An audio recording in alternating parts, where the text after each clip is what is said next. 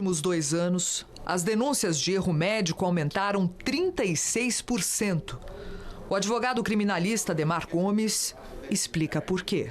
O INPS paga muito pouco para os médicos. Assim também, o plano de saúde também paga muito pouco. E qualquer outro órgão do governo que dá assistência, o SUS, por exemplo, paga valores irrisórios. Para eles não compensam esse salário. Então eles estão imigrando para a área de cirurgia plástica, que é um dinheiro rápido e vantajoso. As mulheres atendidas por Janine e entrevistadas pela nossa equipe conheceram a médica pela internet. Eu pesquisei muito antes de eu fazer essa cirurgia. Pesquisei, entrei no grupo. Foi uma indicação de uma colega do serviço que ela fez. Eu vi todo o resultado, eu gostei, achei bacana. E depois disso eu participei de um grupo do WhatsApp. Depois de uma busca online mais detalhada, com o número do CRM de Janine, nenhuma restrição apareceu para esta vítima, por exemplo, apesar dos erros e reclamações nos conselhos regional e federal de medicina. Nenhum processo, nada. Eu vi que ela é membro da Sociedade Brasileira de Cirurgia Plástica.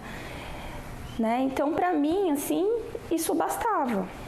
O CREMESP, Conselho Regional de Medicina do Estado de São Paulo, diz que recebeu as denúncias e que está investigando. Mas a sindicância demora cerca de 5 anos para ser apurada.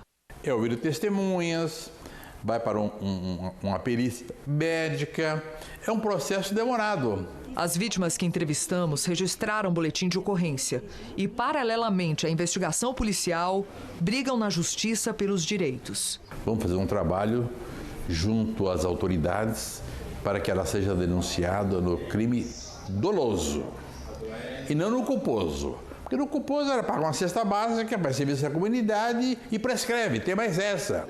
Mesmo pagando pelo crime, a médica, que continua fazendo vítimas livremente e sem fiscalização, deixou cicatrizes muito mais profundas do que os olhos podem enxergar.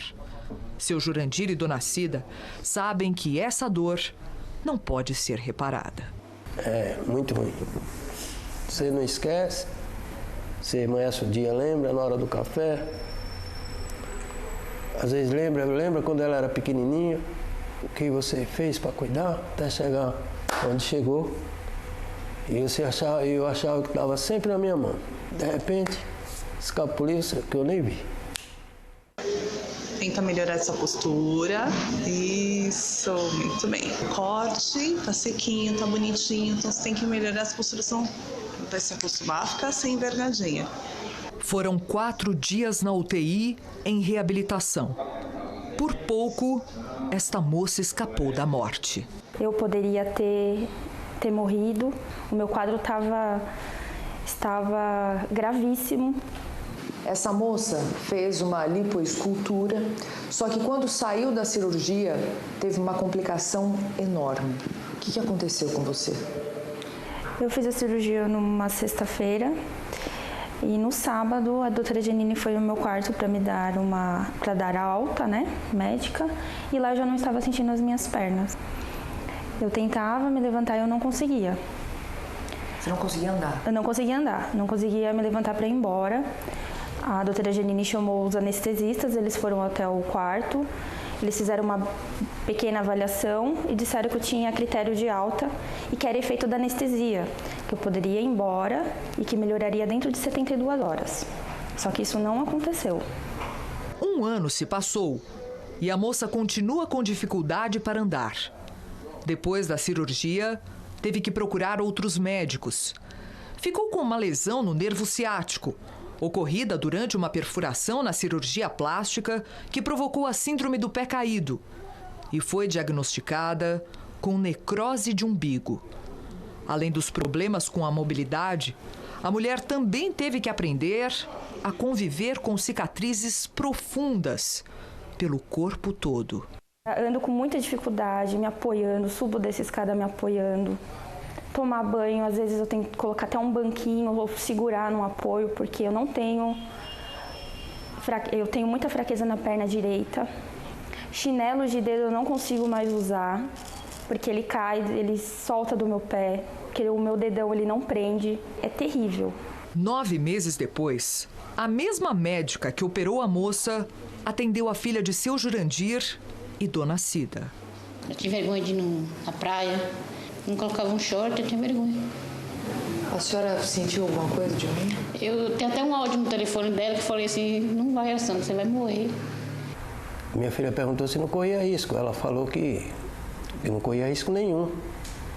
Então ela foi na inocência, que achava que ia dar tudo certo, que corria risco de fazer essa cirurgia. Alessandra tinha 30 anos. Deixou marido e 3 filhos. Um deles é especial.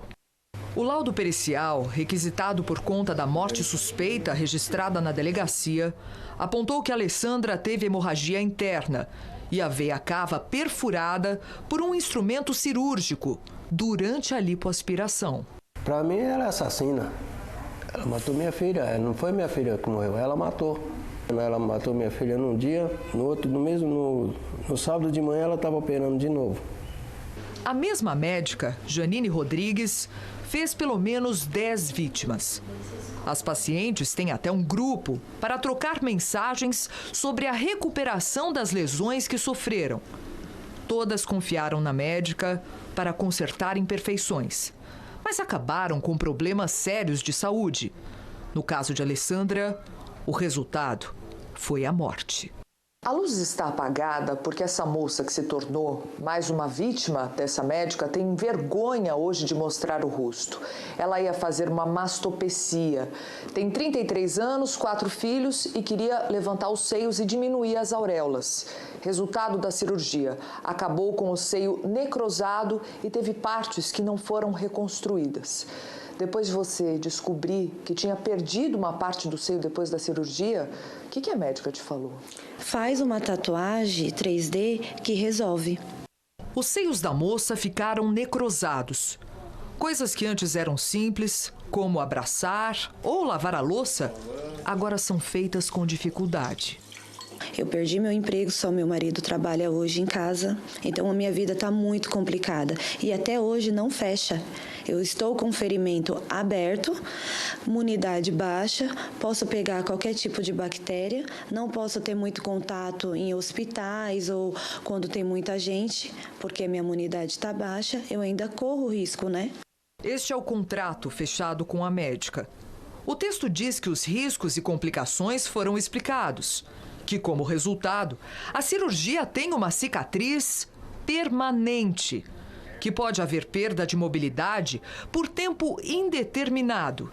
E, para finalizar, se ela precisar de um retoque, vai ter que arcar com os custos. Depois de assinar, a moça pagou R$ 9.400 e terminou com uma ferida que até hoje, mesmo 9 meses depois da cirurgia, ainda nem cicatrizou.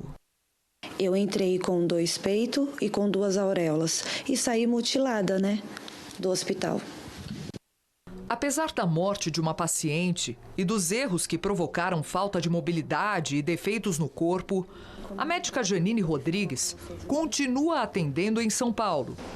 Este é um dos prédios comerciais, onde ela recebe os pacientes. Deixa eu ver se a doutora Janine atende aqui. Ela está aqui agora, sabe? Não? Hoje não foi bem. Hoje não. Estava ontem. Ah, tá. Janine Rodrigues é formada pela USP de Ribeirão Preto e, segundo o site profissional, possui graduação e residência médica em cirurgia geral e cirurgia plástica. Ela operou no Instituto da Plástica e também fez pelo menos 2 vítimas durante procedimentos cirúrgicos no Hospital São Rafael. Todas as vezes ela disse que era efeito da anestesia, que era para eu falar com o anestesista e que era para eu fazer os movimentos que eles tinham me passado e que isso iria melhorar. Por telefone, tentamos entrar em contato com Janine.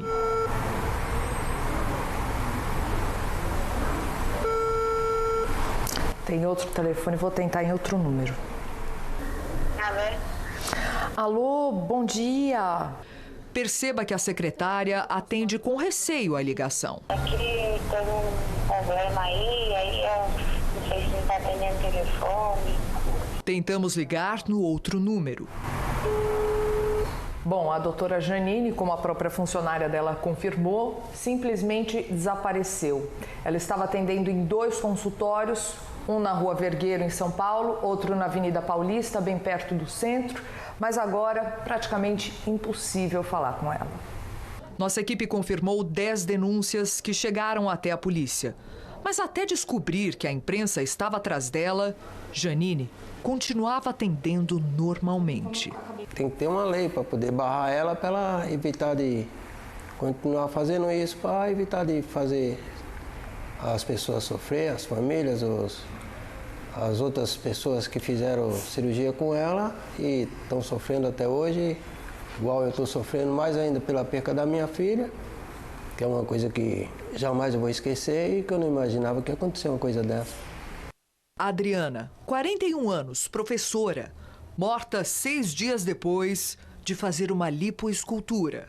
Maiara, 24 anos, modelo, no mesmo dia não resistiu, depois de fazer um procedimento nos glúteos com PMMA.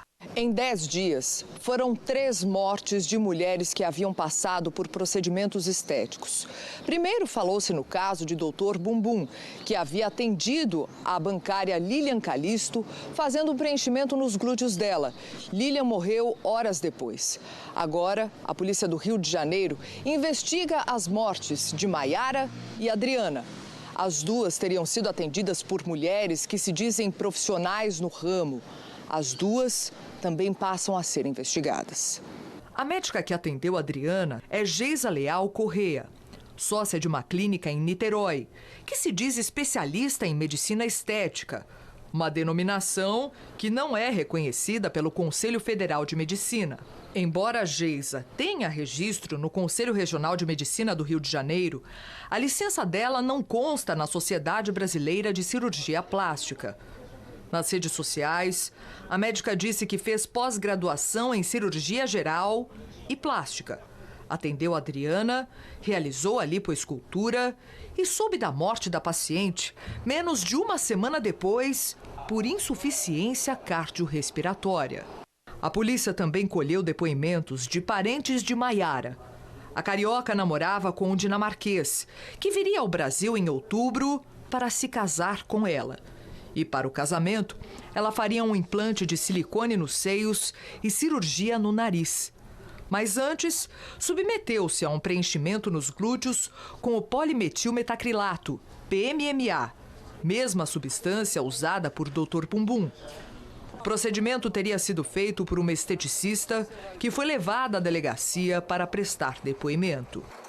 Os corpos de Maiara e Adriana vão passar por necrópsia para comprovar qual foi a causa da morte.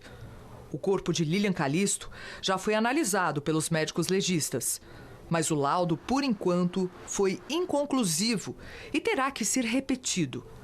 Dr. Bumbum, a namorada e a mãe dele continuam presos. E agora a polícia investiga as 2 profissionais que fizeram os procedimentos em Maiara e em Adriana.